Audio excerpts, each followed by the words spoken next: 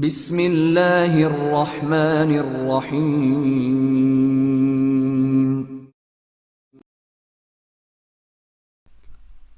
دائمی نجات۔ میں نے پوری توجہ سے اس کی دکھ بھری کہانی سنی اور اس کے خاموش ہونے پر کہا، تو یہ ہے آپ کا آخری فیصلہ کہ آپ کو مسعود عباسی سے ہر قیمت پر جان چھڑانا ہے؟ بالکل، میں اس شیطان کے ساتھ ایک لمحہ بھی زندگی گزارنے کا تصور نہیں کر سکتی، وہ قطعیت سے بولی۔ اور آپ کی امی کا اس سلسلے میں کیا موقف ہے؟ میں نے پوچھا۔ وہ مجھے سمجھانے کی کوشش کر رہی ہیں۔ کیا سمجھانے کی کوشش کر رہی ہیں؟ میں نے پوچھا۔ یہ کہ مجھے اپنے رویے میں لچک پیدا کرنا چاہیے، وہ بولی۔ عباسی کے تمام تر کارنامے سے آگاہی کے باوجود بھی؟ میں نے پوچھا۔ ہاں، اور اس کے پیچھے بھی عباسی ہی کا ہاتھ ہے، وہ برا سا منہ بناتے ہوئے بولی۔ عباسی کا ہاتھ؟ میرے منہ سے نکلا۔ میں نے چونک کر اس کی طرف دیکھا۔ کیا مطلب؟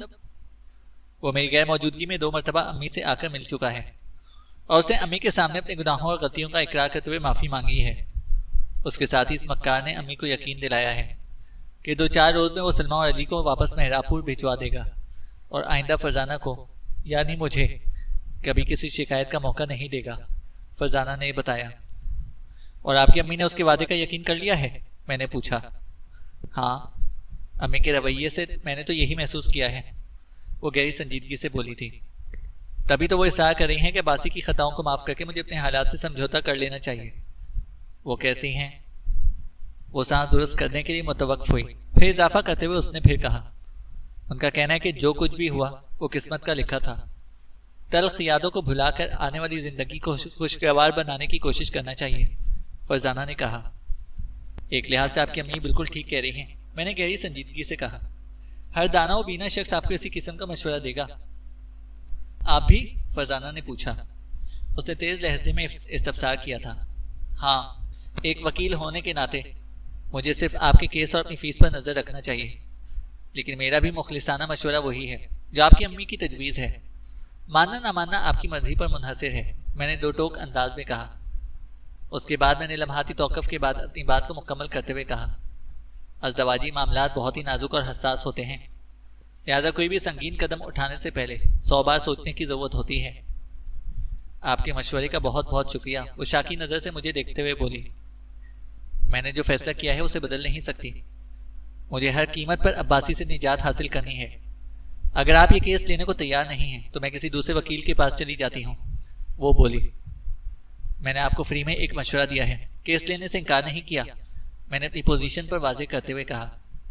اگر آپ نے کوئی حتمی فیصلہ کر لیا ہے اور اپنے اس فیصلے پر ثابت قدمی سے کھڑی ہیں تو ٹھیک ہے، میں آپ کی قانونی مدد کرنے کے لیے تیار ہوں۔ شکریہ وکیل صاحب، مجھے آپ سے یہی توقع تھی، وہ ممنونیت بھرے لہجے میں بولی۔ کیا آپ کی امی کو اس بات کی خبر ہے کہ آپ کورٹ کے ذریعے خلا حاصل کرنے کے لیے میرے پاس آئی ہیں؟ میں نے پوچھا۔ نہیں، اس نے 2 ٹوک انداز میں اپنے سر کو نفی میں جنبش دی۔ اگر میں انہیں اپنے مقصد سے آگاہ کر کے گھر سے نکلتی تو مجھے کبھی بھی نہ آنے دیتی، اس نے بتایا۔ فرض کریں کہ میں آپ کی جانب سے خلا کے کیس کو عدالت میں لگا دیتا ہوں، میں نے سنجیدہ لہجے میں استفسار کیا۔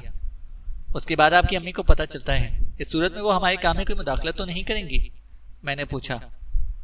اول تو اس بات کا کوئی امکان نہیں ہے، میرا فیصلہ اٹل ہے، میں 1 انچ ادھر سے ادھر نہیں ہو سکتی، اور اگر امی ایسی کوئی کوشش کرتی بھی ہیں تو ان کو روکنا میری ذمہ داری ہوگی۔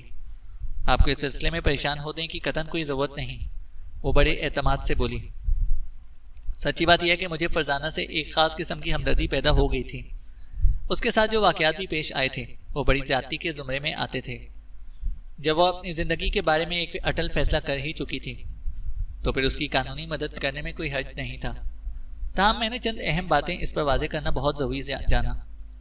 فرزانہ صاحبہ، میں نے اسے مخاطب کرتے ہوئے گہری سنجیدگی سے کہا، میں کل ہی آپ کی طرف سے خلا کا کیس عدالت میں داخل کر دیتا ہوں، لیکن یہ بات ذہن میں رکھیے گا کہ اس مقدمے کا فیصلہ ہونے میں چند دن بھی لگ سکتے ہیں اور چند ماہ بھی، اور اس دوران میں آپ کو عباسی سے دور رہنا ہوگا۔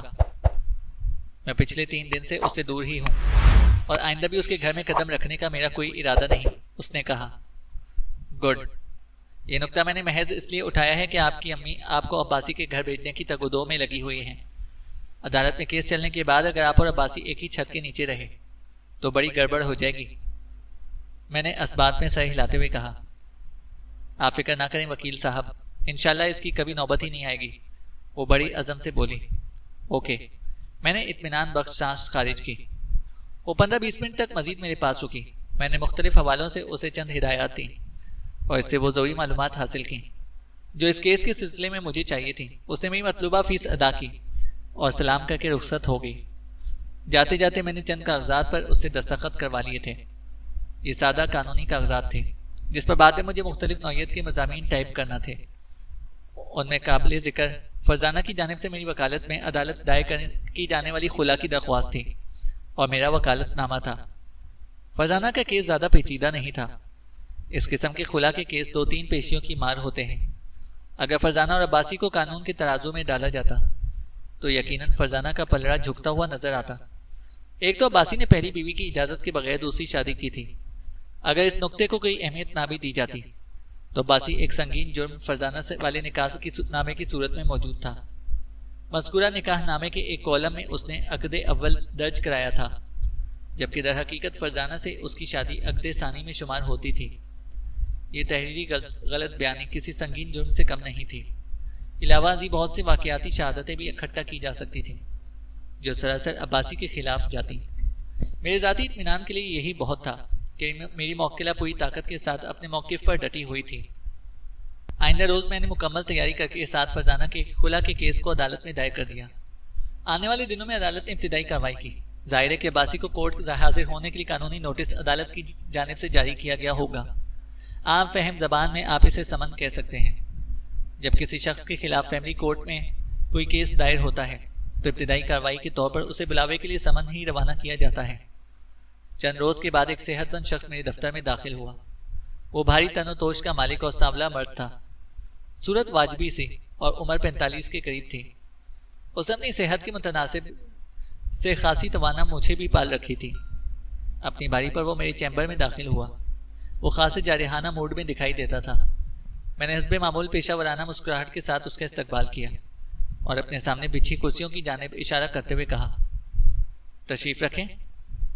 اس نے ایک جھٹکے سے تشریف رکھ دی، پھر ایک لفافہ میری جانب بڑھاتے بلکہ پھینکتے ہوئے خاصی بدتمیزی سے بولا، یہ آپ کا کارنامہ ہے؟ میں نے مذکورہ لفافے کو الٹ پلٹ کر دیکھا۔ مجھے یہ سمجھنے میں ذرا سی بھی دقت محسوس نہ ہوئی کہ وہ عدالت کی جانب سے بھیجا جانے والا کوئی سمن تھا اور اس پر مسعود عباسی کا نام اور پتہ درج تھا۔ شناسائی کے تاثر کو دباتے ہوئے میں نے گھور کر اپنے سامنے بیٹھے ہوئے گینڈا نما شخص کی طرف دیکھا اور گہری سنجیدگی سے پوچھا، آپ کی تعریف؟ میں اپنی تعریف تو بعد میں کروں گا، پہلے آپ میرے سوال کا جواب دیں، وہ جھنجھلاہٹ آمیز انداز میں بولا۔ کون سا سوال؟ میں بالکل انجان بن گیا۔ اس نے لفافے کی جانب اشارہ کرتے ہوئے کہا، میں اس کارنامے کی بات کر رہا ہوں۔ یہ تو کورٹ کی جانب سے جاری ہونے والا ایک سمن ہے کسی مسعود عباسی کے نام۔ میں نے گہری سنجیدگی سے کہا، میں سمجھ نہیں پا رہا کہ آپ اس لفافے کو میرے ساتھ جوڑنے کی کوشش کیوں کر رہے ہیں؟ مسعود عباسی میں ہی ہوں، وہ ایک لفظ پر زور دیتے ہوئے بولا۔ اب تو آپ کو بخوبی یاد آ گیا ہوگا کہ میں اس لفافے کو آپ کا کارنامہ کیوں کہہ رہا ہوں، وہ بولا۔ آپ آسان الفاظ میں اگر مجھے سمجھا دیں تو زیادہ اچھا ہوگا، میں نے ٹھہرے ہوئے لہجے میں کہا۔ اس نے غصیلی نظر سے مجھے دیکھا اور نہایت ہی مختصر الفاظ میں مجھے وہ کچھ سمجھانے کی کوشش کی جو میں پہلے سے جانتا تھا۔ اس کے خاموش ہونے پر میں نے کہا، اس عدالتی لفافے سے یہ کہاں ثابت ہوتا ہے کہ فرزانہ کی طرف سے دائر کی جانے والے خلا کے کیس کا وکیل میں ہوں؟ میں نے آنٹی سے تمام تر معلومات حاصل کر لی ہیں، وہ بڑے اعتماد سے بولا۔ کون آنٹی؟ میں نے پوچھا۔ آنٹی روحی بانو، میری ساس اور فرزانہ کی ماں، اس نے جواب دیا۔ فرزانہ نے مجھے یہ تو بتایا تھا کہ اس نے اپنی امی اور گھر کے دیگر افراد کے سامنے اس کیس والا معاملہ کھول کر بیان کر دیا ہے۔ یہ بات بھی میرے علم میں تھی کہ روحی بانو کے دل میں عباسی کے لیے ایک نرم گوشہ موجود تھا، لہٰذا یہی بات میری سمجھ میں آئی تھی کہ سمن کی وصولی کے بعد عباسی روحی بانو سے جا کر ملا ہوگا اور روحی بانو نے اسے اس کیس اور میرے بارے میں بتایا ہوگا جبھی وہ اس وقت میرے سامنے بیٹھا ہوا تھا۔ فرض کریں آپ کی بیوی فرزانہ نے یہ کیس میرے توسط سے عدالت میں ڈالا ہے، پھر آپ میرے پاس کیا لینے آئے ہیں؟ آپ کو تو اس سمن کے جواب میں سیدھا سیدھا عدالت سے رجوع کرنا چاہیے، میں نے کہا۔ میں غوری صاحب کے ساتھ ہوتا ہوں، اس نے اچانک ایک غیر متعلق بات کر دی۔ کون غوری صاحب؟ میں نے چونک کر پوچھا۔ جمشید غوری۔ غوری صاحب آپ ہی کے پیٹی بھائی ہیں، وہ بھی سٹی کورٹ ہی میں پریکٹس کرتے ہیں، اس نے جواب دیا۔ ہاں، یہ نام سنا ہوا تو لگ رہا ہے، میں نے سرسری انداز میں کہا۔ جمشید غوری نامی اس وکیل کو میں اچھی طرح جانتا تھا. اس کی شہرت بہت خراب تھی. وہ عموماً جرائم پیشہ افراد کے کیس لیا کرتا تھا اور انہیں چھڑا کر لمبی لمبی رقمیں بٹور لیا کرتا تھا. تاہم میں نے عباسی کے سامنے غوری کے اوصاف بیان کرنے کی ضرورت محسوس نہ کی. عباسی کی عدالتی چکر بازیوں کے قصے فرزانہ کی زبانی پہلے ہی مجھ تک پہنچ چکے تھے. بیگ صاحب، وہ غصے کو ایک طرف رکھتے ہوئے خاصے دوستانہ انداز میں بولا، میں اس وقت آپ کے پاس ایک خاص مقصد سے آیا ہوں. اس نے کہا. میں ہموطن گوش ہوں. جی فرمائیں. میں نے کہا. میں نے اس سمن کی وصولی کے بعد غوری صاحب سے ملاقات کر کے انہیں صورتحال سے آگاہ کیا تھا. انہوں نے مجھے آپ سے ملنے کا مشورہ دیا. جب بھی میں آپ کے پاس آیا ہوں وہ گہری سنجیدگی سے بتانے لگا. بتائیں میں آپ کے لیے کیا کر سکتا ہوں؟ میں نے پوچھا. میں راضی نامہ چاہتا ہوں. وہ ٹھہرے ہوئے لہجے میں بولا. اگر فرزانہ صلح کے لیے تیار ہو جائے اور خلا کا کیس واپس لے لے تو میں اس کی ہر شرط ماننے کو تیار ہوں. اس طرح یہ کیس عدالت میں جائے بغیر یہیں آپ کے دفتر میں بیٹھے بیٹھے حل ہو جائے گا. اس نے کہا. یہ تو بہت ہی اچھی بات ہے، لیکن اس کے لیے ضروری ہے کہ فرزانہ اپنے کیس کو واپس لینے کے لیے تیار ہو جائے. میں نے سراہنے والے انداز میں کہا. اسے آپ تیار کریں گے؟ وہ سرسراتی ہوئی آواز میں بولا. میں؟ وہ کیوں؟ میں نے چونک کر اس کی طرف دیکھا. آپ اس کے وکیل ہیں نا؟ آپ نے اس کا کام کرنے کے لیے یقیناً فیس وصول کی ہوگی. کیا آپ اس کے خیر خواہ نہیں ہیں؟ وہ زیر لب مسکراتے ہوئے بولا. میں نے فرزانہ سے جس کام کی فیس وصول کی ہے نا وہ بڑی دیانتداری کے ساتھ کر رہا ہوں. اس سے بڑی اس کی خیر خواہی اور کیا ہو سکتی ہے؟ میں نے ٹھہرے ہوئے لہجے میں کہا. اس سے بڑی خیر خواہی بھی ہو سکتی ہے، وہ معنی خیز انداز میں بولا. وہ کیا؟ میں پوچھے بنا رہ نہ سکا. دیکھیں بیگ صاحب، تاحال ہمارے بیچ میاں بیوی کا رشتہ قائم ہے اور میری خواہش ہے کہ ہماری زندگی کی آخری سانس تک یہ رشتہ بحال رہے. کیا آپ ایسا نہیں چاہیں گے؟ وہ گہری سنجیدگی سے بولا. اس میں میرے چاہنے یا نہ چاہنے کا سوال ہی پیدا نہیں ہوتا مسٹر عباسی. مجھے اپنے موکل کی خواہش اور ضرورت کو بھی دیکھنا ہوگا، میں نے واضح انداز میں کہا. آپ اسے سمجھا تو سکتے ہیں، وہ بولا. یہ کوشش میں کر چکا ہوں. یہ کیس لینے سے پہلے میں نے فرزانہ کو ازدواجی معاملات کی نزاکتوں سے پوری طرح آگاہ کر دیا تھا، لیکن وہ ایک ہی بات پر مصر ہے کہ کسی قیمت پر بھی آپ کے ساتھ نہیں رہے گی. میں نے کہا. یہ اس کی فضول سی ضد ہے، وہ سرسری انداز میں بولا. آنٹی روحی بھی میری ہم خیال ہیں اور وہ چاہتی ہیں کہ فرزانہ اپنے گھر واپس چلی جائے، اور میری بھی یہی خواہش ہے. اس خواہش کی تکمیل کے لیے میں اس کی ہر شرط ماننے کو تیار ہوں. وہ لمحے بھر کو سانس لینے کے لیے متوقف ہوا، پھر اضافہ کرتے ہوئے بولا. اگر آپ فرزانہ کو سمجھانے میں کامیاب ہو جائیں تو میں یہاں آپ کے دفتر میں بیٹھ کر پکے کاغذات پر سب کچھ لکھ کر دینے کو تیار ہوں کہ آئندہ اسے میری طرف سے کسی قسم کی کوئی شکایت ہرگز نہیں ہوگی. وہ جو بھی مطالبہ کرے گی میں مان لوں گا. وہ بولا. مسٹر عباسی، آپ بہت بڑی بات کہہ رہے ہیں، میں نے اس کی آنکھوں میں دیکھتے ہوئے کہا. وہ کچھ بھی مطالبہ کر سکتی ہے. ہاں میں اس کی ہر شرط ماننے کو تیار ہوں، وہ سنجیدگی سے بولا. اگر اس نے یہ شرط رکھ دی کہ وہ صرف ایک صورت میں آپ کے ساتھ رہنے کو تیار ہے کہ آپ اپنی پہلی بیوی کو طلاق دے دیں، تو اس پر آپ کا رد عمل کیا ہوگا؟ میں نے سرسراتی ہوئی آواز میں کہا. ظاہر ہے جناب، یہ تو ممکن ہی نہیں ہوگا. سلمہ سے شادی میری مرضی سے ہوئی تھی اور نہ ہی میں اسے اپنی مرضی سے طلاق دے سکتا ہوں. البتہ میں آپ کی موجودگی میں خدا کو حاضر و ناظر جان کر فرزانہ سے ایک وعدہ ضرور کر سکتا ہوں. وہ گڑبڑا گیا. کیسا وعدہ؟ میں نے دلچسپی لیتے ہوئے پوچھا. یہ وعدہ کہ میری اور فرزانہ کی زندگی میں سلمہ کسی بھی حوالے سے نہ تو کبھی داخل ہوگی اور نہ ہی میں کبھی اس کا نام لوں گا. وہ ٹھوس لہجے میں بولا. سلمہ کے سارے معاملات مہراب پور تک محدود رہیں گے. فرزانہ کی زندگی ان لوگوں کی وجہ سے کبھی متاثر نہیں ہوگی. اس نے کہا. وہ بڑی سنجیدگی سے خاصی معقول بات کر رہا تھا. فرزانہ کی زبانی عباسی کا جو ریکارڈ مجھ تک پہنچا تھا وہ کوئی تسلی بخش نہیں تھا، لیکن ایک شوہر کی حیثیت سے اس وقت میرے سامنے جس ذمہ داری کا مظاہرہ کر رہا تھا اسے نظر انداز نہیں کیا جا سکتا تھا. دلوں اور نیتوں کا حال صرف خدا ہی جانتا ہے. انسان کے ظاہری رویے اور عمل ہی سے نتائج اخذ کرنے کی قدرت رکھتا ہے، اور ان لمحات میں عباسی کا رویہ اور عزم اس بات کی گواہی دے رہا تھا کہ اس نے اپنے کیے پر پشیمانی ہے اور وہ بڑی سنجیدگی کے ساتھ فرزانہ کو اپنی زندگی میں شامل رکھنا چاہتا ہے. ٹھیک ہے مسٹر عباسی، میں نے اس کی آنکھوں میں دیکھتے ہوئے کہا. میں آپ کی خواہش کے مطابق ایک کوشش کر کے دیکھ لیتا ہوں، لیکن اس سلسلے میں کوئی وعدہ نہیں کر سکتا. میں نے کہا. آپ سنجیدگی سے کوشش کریں گے، میرے لیے یہی کافی ہے. وہ ممنونیت بھرے انداز میں بولا. باقی میں خود ہی دیکھ لوں گا. تھوڑی دیر کے بعد وہ میرا شکریہ ادا کرتے ہوئے رخصت ہو گیا. اس کے جانے کے بعد میں اس کے آخری جملے پر غور کرنے لگا. باقی میں خود دیکھ لوں گا. یہ جملہ اس نے بڑے معنی خیز انداز میں ادا کیا تھا، جسے سردست میں کوئی حتمی معنی نہ پہنا سکا، لیکن لاشعوری طور پر مجھے یوں محسوس ہو رہا تھا کہ عباسی ڈھکے چھپے الفاظ میں کوئی دھمکی دے کر گیا تھا۔ آئندہ روز میں نے فرزانہ کو اپنے پاس بلا لیا۔ میں نے نہایت ہی مختصر الفاظ میں اسے عباسی سے ہونے والی گفتگو سے آگاہ کیا اور اس کی مرضی جاننے کی کوشش کی۔ اس نے پوری توجہ سے میری بات سنی اور میرے خاموش ہونے پر ٹھہرے ہوئے لہجے میں اس میں مستفسر ہوئی، بیگ صاحب، اس کیس میں آپ میرے وکیل ہیں یا عباسی کے؟ اس نے پوچھا۔ ظاہر ہے میں آپ کا ہی وکیل ہوں، میں نے کہا، لیکن اس وقت آپ وکالت تو عباسی کی کر رہے ہیں، وہ بولی۔ آپ کا اندازہ درست نہیں ہے فرزانہ صاحبہ، میں نے چپتے ہوئے لہجے میں کہا۔ میں سمجھی نہیں، اس نے الجھن زدہ انداز میں دیکھا۔ دیکھیں، میں آپ کا وکیل ہوں، اس لیے آپ کو اس کیس کے مختلف پہلوؤں کے بارے میں بتا رہا ہوں، میں نے سمجھانے والے انداز میں کہا۔ میں کوئی فیصلہ آپ پر مسلط نہیں کر رہا، آپ اس سلسلے میں بالکل مطمئن رہیں، اور جہاں تک عباسی کی تجویز کا تعلق ہے تو میں نے لمحاتی توقف کر کے ایک گہری سانس لی اور پھر اضافہ کرتے ہوئے بولا، اگر پکے قانونی کاغذات پر میری موجودگی میں آپ دونوں کے بیچ کوئی معاہدہ ہو جاتا ہے تو اس میں کوئی حرج نہیں ہے، میں نے کہا۔ حرج ہے، وہ چٹانی لہجے میں بولی۔ اس وقت عباسی پھنسا ہوا ہے، اس لیے بھیگی بلی دکھائی دیتا ہے، وہ ایسا سیدھا اور معصوم نہیں ہے جیسا خود کو ظاہر کر رہا ہے، میں اس کی چالاکی اور مکاری سے بخوبی آگاہ ہوں، وہ بولی۔ ٹھیک ہے، میں نے کندھے اچکاتے ہوئے کہا، اگر آپ کے رویے میں کوئی لچک نہیں تو میں آپ کے ساتھ ہوں، آئندہ عباسی جب بھی میرے پاس آئے گا تو میں اسے آپ کے فیصلے سے آگاہ کر دوں گا، میں نے کہا۔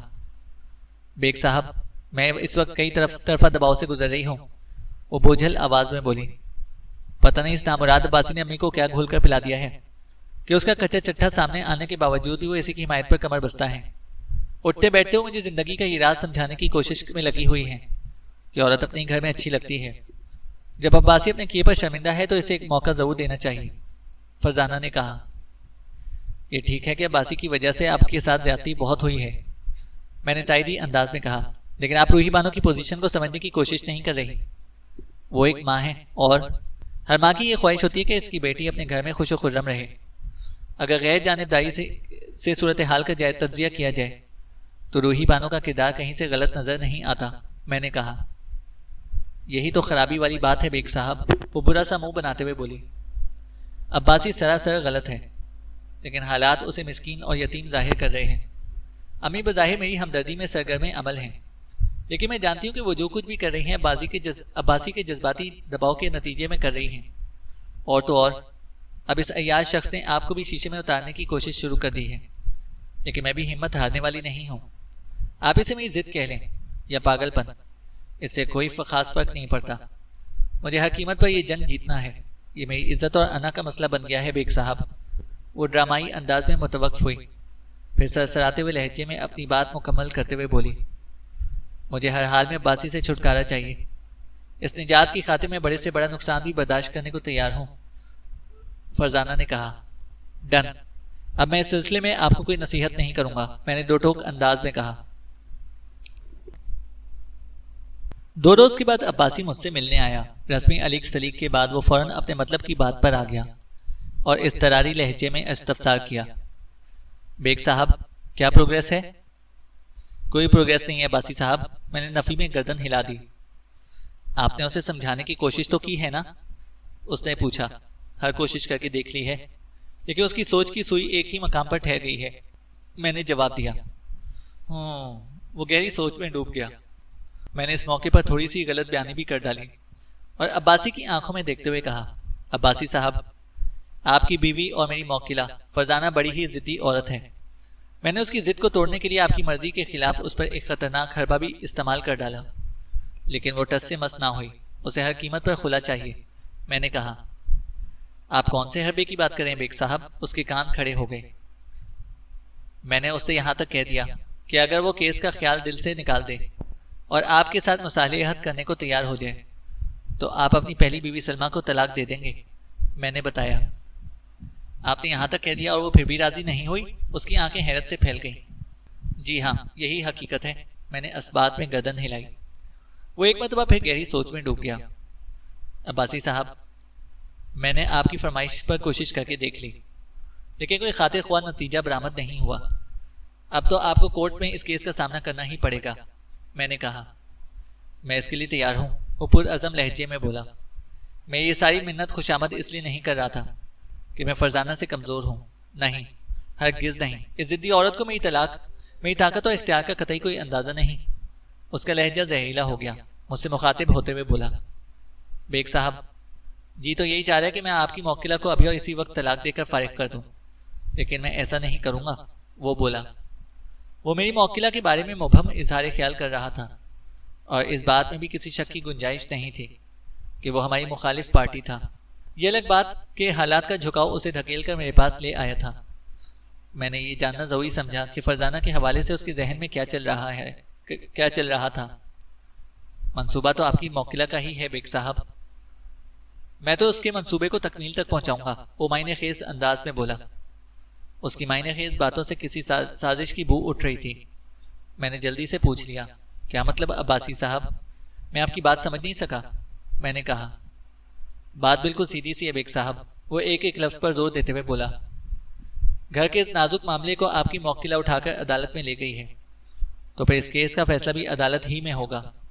میں اسے طلاق تو ہرگز دینے والا نہیں، اور میں یہ بھی دیکھتا ہوں کہ وہ کس طرح خلا حاصل کرتی ہے، اس نے کہا۔ عباسی کے آخری جملے میں ایک خطرناک چیلنج چھپا ہوا تھا، لیکن اس سلسلے میں نے اس سے کوئی بحث کرنا مناسب نہ سمجھا۔ بہرحال وہ میرے لیے مخالف پارٹی کی حیثیت رکھتا تھا۔ مخالف پارٹی کے ساتھ زیادہ فری ہونا بعض اوقات نقصان دہ بھی ثابت ہو جاتا ہے۔ اب تک میں نے عباسی کو جتنی بھی لفٹ کرائی تھی وہ محض ایک مثبت مقصد کی خاطر تھی۔ حالات چاہے کچھ بھی تھے، لیکن روحی بانوں کی طرح میری بھی یہی خواہش تھی کہ اگر ان میاں بیوی کے درمیان مصالحت ہو جائے تو اچھا ہے، لیکن باوجود ایسا نہیں ہو سکا۔ فرزانہ کی ضد نے میری کوشش کو رائیگاں بنا دیا تھا۔ اس طرح تو ہوتا ہے اس طرح کے کاموں میں۔ جیسا کہ میں نے پیچھے ذکر کیا ہے کہ خلا کا کیس 2-3 پیشیوں کی مار ہوتا ہے، میری نظر میں فرزانہ کا کیس بھی اسی نوعیت کا تھا، لیکن چونکہ اس دوران میری عباسی سے 3-4 ملاقاتیں بھی ہو چکی تھیں، اور میں نے فرزانہ کے حوالے سے اس کی سوچ کے مختلف شیڈ ملاحظہ کر لیے تھے، لہٰذا میں اس کی طرف سے خاصا محتاط بھی تھا۔ میں نے اس کیس کی تیاری کچھ ایسے انداز سے کی تھی کہ عباسی کی کوئی بھی چال کامیاب نہ ہو سکے۔ میں نے جو اندازہ قائم کیا تھا وہ 100% درست ثابت ہوا۔ عباسی نے مختلف حربوں سے اس کیس کو معمول سے زیادہ طول دے دیا تھا، تاہم لگ بھگ 3 ماہ کے بعد مذکورہ کیس کا فیصلہ میری توقع کے عین مطابق فرزانہ کے حق میں ہو گیا۔ عباسی کی بہانے بازیاں اور دیگر تاخیری حربیں کارآمد ثابت نہ ہو سکے، اور اسے فرزانہ کے مقابلے میں شکست فاش کا سامنا کرنا پڑا۔ عباسی سے میری آخری ملاقات فیصلے والے روز عدالت کے کمرے میں ہوئی تھی۔ اس کے بعد مجھے وہ کہیں دکھائی نہ دیا، البتہ اس فیصلے کے 2 روز بعد فرزانہ مٹھائی کے ساتھ میرا شکریہ ادا کرنے دفتر میں آئی۔ میں نے اسے جیت کی مبارکباد دی۔ وہ تھوڑی دیر میرے پاس بیٹھ کر واپس چلی گئی۔ جن لوگوں سے اکثر آپ کا میل ملاپ رہے گا یا گاہے بگاہے ملاقات ہوتی رہے، وہ اور ان کے معاملات ذہن میں تازہ رہتے ہیں۔ کلائنٹس کے سلسلے میں عموماً ایسا نہیں ہوتا۔ کلائنٹس کے کیسز جب تک عدالت میں چل رہے ہوتے ہیں، کاروباری ہی صحیح، لیکن ان سے ربط ضبط استوار رہتا ہے۔ ادھر عدالت کا فیصلہ آیا، ادھر یہ منظر سے غائب۔ فرزانہ کا قصہ بھی کچھ ایسا ہی تھا۔ جب وہ مٹھائی کے ڈبے کے ساتھ مجھ سے ملنے کے لیے آئی تھی، وہ ہماری آخری ملاقات تھی۔ اس دن کے بعد سے میں نے اسے کہیں بھی نہیں دیکھا، اور سچی بات تو یہ ہے کہ وہ میرے ذہن میں میری یادداشت سے ہی نکل گئی تھی۔ البتہ اس نے آخری ملاقات میں مجھے یہ بتا دیا تھا کہ وہ اپنی جاب کو جاری رکھے گی، اور یہ کہ زندگی بھر شادی کے بارے میں نہیں سوچے گی۔ میں نے اس کے جذباتی فیصلے کو ایک کان سے سن کر دوسرے کان سے نکال دیا۔ انسان مختلف ذہنی کیفیات کے زیر اثر مختلف فیصلے کرتا ہی رہتا ہے۔ بہت کم لوگ ایسے ہوتے ہیں جو اپنے غلط فیصلوں پر نظر ثانی کرتے ہوں۔ فرزانہ کا شمار بھی انہی معدود چند افراد میں سے ہوتا تھا جو اس اصول کے سائے تلے پوری زندگی گزار دیتے ہیں کہ جو کہہ دیا سو کہہ دیا، ایک سوت آگے نہ پیچھے۔ میں کیس کے سلسلے میں فرزانہ کی مستقل مزاجی یا ثابت قدمی یا ہٹ ڈھرمی کو بڑے واضح انداز میں دیکھ چکا تھا، اور مجھے یقین تھا کہ وہ ہمیشہ شادی نہ کرنے کے فیصلے پر بھی ڈٹی رہے گی۔ چونکہ یہ کوئی اہم بات نہیں تھی، لہٰذا میں فرزانہ اور اس کے حتمی فیصلے کو بھول بھال کر زندگی کے جھمیلوں میں مصروف ہو گیا۔ شاید میں اسے ہمیشہ کے لیے بھول جاتا اگر اخبار کی ایک خبر مجھے چونکا نہ دیتی۔ یہ فرزانہ والے کیس سے چند ماہ بعد کی بات ہے۔ ایک صبح میں حسب معمول اخبار کا مطالعہ کر رہا تھا کہ ایک سنسنی خیز خبر نے مجھے جھنجھوڑ کر رکھ دیا۔ اس خبر کے مطابق ایک عورت کو بڑی بے دردی سے قتل کر دیا گیا تھا۔ میں نے اس خبر کی تفصیلات پر نگاہ دوڑائی تو مجھے ایک جھٹکا سا لگا۔ تفصیلات کے مطابق ایک معروف انشورنس کمپنی کے کلیم ڈپارٹمنٹ میں کام کرنے والی فرزانہ نامی ایک عورت کو کسی نامعلوم رہزن نے گولی مار کر ہلاک کر دیا تھا۔ خبر کے مطابق فرزانہ نامی وہ عورت چھٹی کے وقت اپنے دفتر سے نکلی اور سڑک عبور کر کے اپنے اسٹاپ کی طرف چل پڑی تھی، جہاں سے اسے واپسی کے لیے بس ملتی تھی۔ وہ بس اسٹاپ سے ابھی چند گز دور رہی تھی کہ ایک رہزن نے اس کا پرس جھپٹنے کی کوشش کی۔ فرزانہ نے مزاحمت کی اور اپنے پرس کو اس رہزن کے حوالے کرنے سے انکار کر دیا۔ اس پر مذکورہ رہزن نے طیش میں آ گیا اور اسے فائر کر کے فرزانہ کو وہیں گرا دیا اور اس کا پرس چھین کر ایک گلی میں غائب ہو گیا۔ واقعات کے مطابق گولی فرزانہ کے دل میں لگی تھی، چنانچہ اسے زندگی سے موت کی جانب سفر کرنے میں بمشکل 1 منٹ لگا ہوگا۔ وہ گولی کھا کر زمین پر گری اور ختم ہو گئی۔ بظاہر یہ ڈکیتی یا رازنی کی واردات محسوس ہوتی تھی اور پولیس نے بھی اس واقعے کو اسی کھاتے میں ڈال دیا تھا، لیکن میرا ذہن ایک خاص انداز میں سوچ رہا تھا، کیونکہ یہ وہی فرزانہ تھی جو چند ماہ پہلے میری موکلہ رہ چکی تھی اور میں نے اسے اس کے شوہر سے چھٹکارا دلایا تھا۔ شوہر کا خیال آتے ہی میرا دھیان آپ عباسی کی طرف چلا گیا۔ پھر مجھے اس کے کہے ہوئے معنی خیز جملے یاد آنے لگے۔ میں یہ سوچنے پر مجبور ہو گیا کہ کہیں فرزانہ کے قتل میں عباسی کا ہاتھ تو نہیں۔ ایسا ہونا ناممکن نہیں تھا۔ فرزانہ نے خلا کا کیس جیت کر اسے شکست فاس سے ہمکنار کر دیا تھا۔ وہ کینہ پرور شخص انتقاماً کچھ بھی کر سکتا تھا۔ اس کا ریکارڈ بھی مجھ سے ڈھکا چھپا نہیں تھا۔ فرزانہ کے گھر کا فون نمبر میرے آفس والی ڈائری میں درج تھا۔ میں نے یہ فیصلہ کیا کہ آفس جا کر اس کے گھر فون کروں گا تاکہ صورتحال کی وضاحت ہو سکے۔ جب میں آفس پہنچا تو میرے فون کرنے سے پہلے روحی بانو کا فون آ گیا۔ اس نے گلوگیر آواز میں مجھے فرزانہ کی موت کے بارے میں بتایا اور یہ بھی خدشہ ظاہر کیا کہ اس اندوہناک واقعے میں عباسی کا ہاتھ ہو سکتا ہے۔ میں خود بھی چونکہ اسی انداز میں سوچ رہا تھا، لہٰذا اس کی ہاں میں ہاں ملاتے ہوئے کہا، میرا بھی شک اسی طرف ہے۔ میں نے کہا، اب کیا فائدہ وکیل صاحب، فرزانہ کی موت میں کچھ نہ کچھ حصہ آپ کا بھی ہے، وہ روحان سی آواز میں بولی۔ میرا حصہ؟ وہ کس طرح؟ میں اچھل پڑا۔ اگر آپ طریقے سلیقے سے اس نادان کو سمجھانے کی کوشش کرتے تو مجھے یقین ہے کہ وہ اپنی ضد سے باز آ جاتی اور آج مجھے یہ دن دیکھنا نہ پڑتا، روحی بانو نے کہا۔ آپ کو کیا پتا کہ میں نے اسے کتنا سمجھایا تھا؟ میں نے اپنی صفائی پیش کرنے کی کوشش کی، لیکن اس نے میری ایک نہیں مانی۔ وہ ایک ہی میں نے کہنا چاہا۔ سب جھوٹ ہے، بکواس ہے، وہ قطع کلامی کرتے ہوئے غصیلے لہجے میں بولی۔ وکیل بے حس اور شفاق ہوتا ہے، وہ صرف اپنی فیس اور فائدے پر نظر رکھتا ہے۔ موکل جائے جہنم میں، اس نے کہا۔ ایسی بات نہیں ہے خاتون، آپ کو یقیناً میرے بارے میں غلط فہمی، میں نے ٹھہرے ہوئے لہجے میں کہا۔ اسی لمحے لائن بے جان ہو گئی۔ روحی بانو نے اپنے دل کی بات کہنے کے بعد ریسیور رکھ دیا تھا۔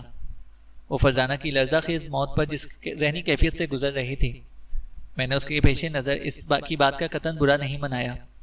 میرا خدا بہتر جانتا تھا، میں اپنے ضمیر کے سامنے ایک دم مطمئن تھا کہ میں نے کچھ بھی غلط نہیں کیا۔ فرزانہ کی موت میں عباسی ہی کا ہاتھ تھا یا واقعی یہ کسی غیر متعلق یا نامعلوم رہزن کی کارروائی تھی، اس سے کوئی خاص فرق نہیں پڑتا۔ وہ نجات کی خواہاں تھی اور اسے نجات مل گئی تھی۔ میں نے بطریق احسن اسے عباسی سے چھٹکارا دلا دیا تھا۔ یہ الگ بات کہ اس کی نجات دائمی حیثیت کی حامل قرار پائی تھی۔ چینل کو سبسکرائب کریں اور بیل آئیکن کو پریس کریں تاکہ ہماری ہر اپڈیٹ آپ کو بر وقت مل سکے۔